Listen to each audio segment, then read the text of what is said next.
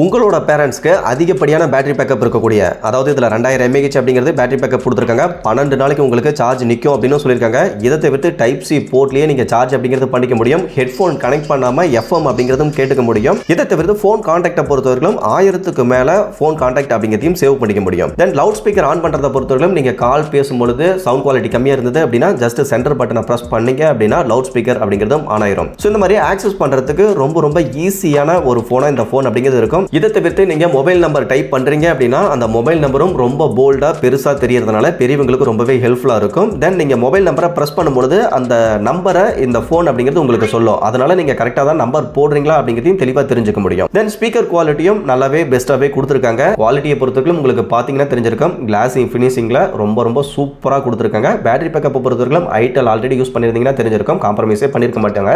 ஒரு பெஸ்ட்டான பிராண்டடான ஒரு நல்ல பட்டன் ஃபோன் உங்களுடைய பேரண்ட்ஸ்க்கு வாங்கி தரணும்னு நினைச்சீங்கன்னா இந்த போனை தாராளமா ட்ரை பண்ணலாம். தென் இதுக்கு டைப் சி சார்ஜர் அப்படிங்கிறதும் அவங்களே கொடுத்துறாங்க. இந்த மொபைல் பத்தின கம்ப்ளீட்டான ரிவ்யூவை நான் ஆல்ரெடி அப்லோட் பண்ணியிருக்கேன்.